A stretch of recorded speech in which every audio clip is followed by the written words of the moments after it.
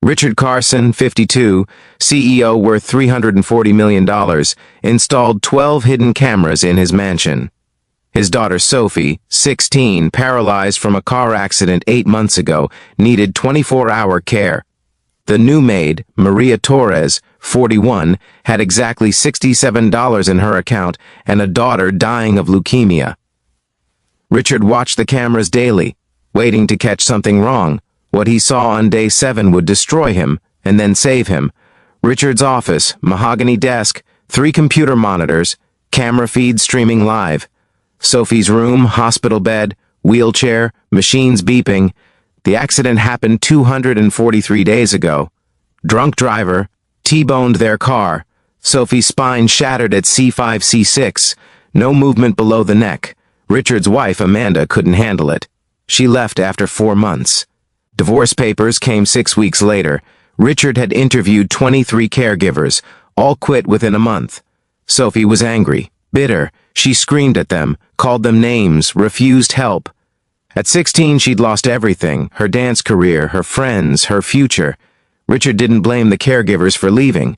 His daughter had become someone he didn't recognize.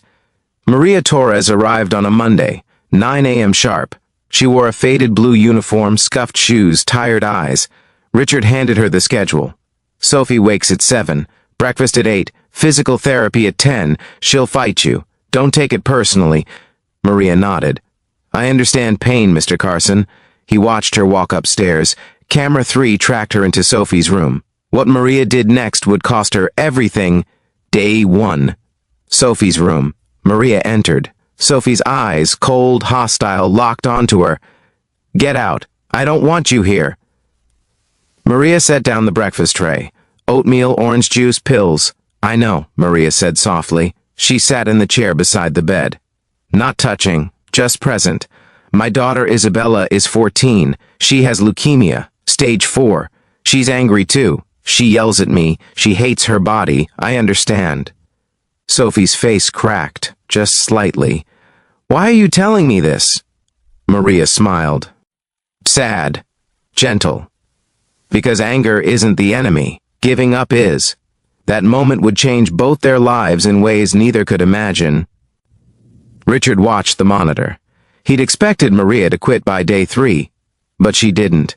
Day 2, Sophie refused breakfast. Threw the tray. Maria cleaned it up, no anger. She brought a new tray. I'll wait. Day 3. Sophie screamed for an hour. Maria sat quietly, waited. When Sophie finally exhausted herself, Maria whispered, I'm still here. But on day 7, Richard saw something that made his blood run cold. 3:47 a.m. Motion sensor triggered camera 8. Maria's room. She was packing, a small duffel bag. 3 uniforms, a photo, a young girl, bald, smiling. She was leaving. Richard grabbed his phone. He'd call the agency, find someone else. But then he saw Sophie's door open. Camera 3. Sophie's voice, weak, broken, called out. Maria? Maria dropped the bag. She ran. Sophie was crying, gasping. I can't do this anymore. I can't live like this. Richard's chest tightened. He'd heard those words before, from Amanda, before she left. What Maria said next would break every rule, and Richard's heart. If this story is touching your heart, please subscribe to Everyday Kindness Stories. We share real stories of humanity that prove good people still exist in this broken world. What Maria reveals next about why she was packing, and what Richard discovers about her, will absolutely shatter you. Keep watching. Camera 3. Maria knelt beside Sophie's bed. Her voice, steady, honest. I was packing because I got a call tonight. The hospital. Isabella's treatment isn't working.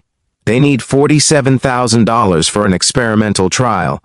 I have $67. I work 3 jobs. This one. Night cleaning at St. Mary's. Weekend shifts at a diner.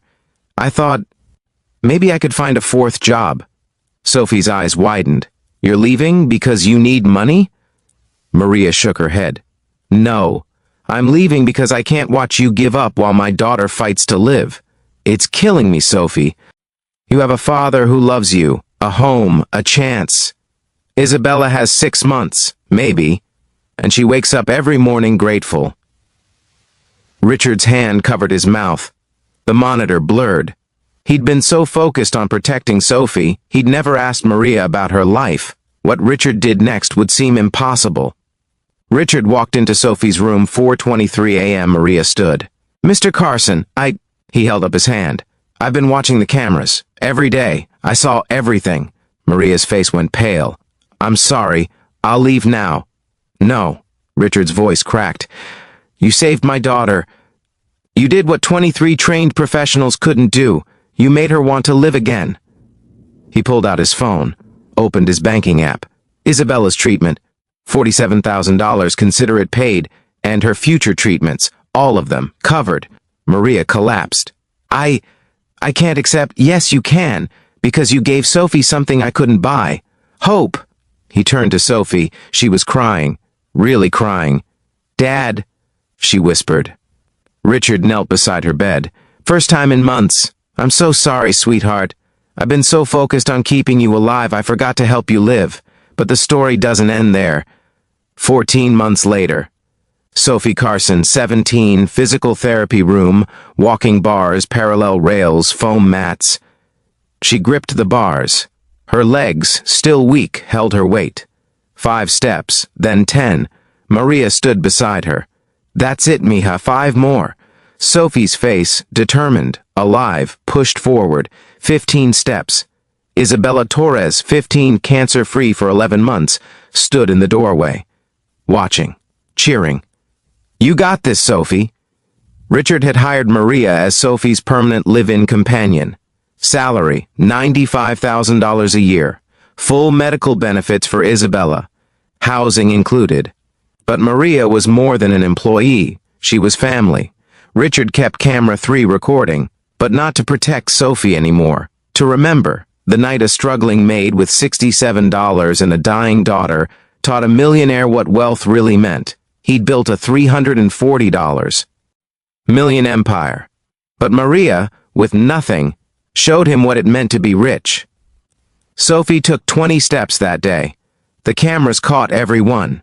Richard cried watching them. Not from sadness, from gratitude. Real wealth isn't measured in bank accounts. It's measured in the people who show up at 3 a.m. when you're breaking. Maria had nothing, but she gave everything. And that changed 2 families forever. If this story moved you, please subscribe to Everyday Kindness Stories. Share this to remind someone that kindness costs nothing, but means everything. Next time, a firefighter's split-second decision that saved a stranger and destroyed his career, until what happened next. Thank you for watching.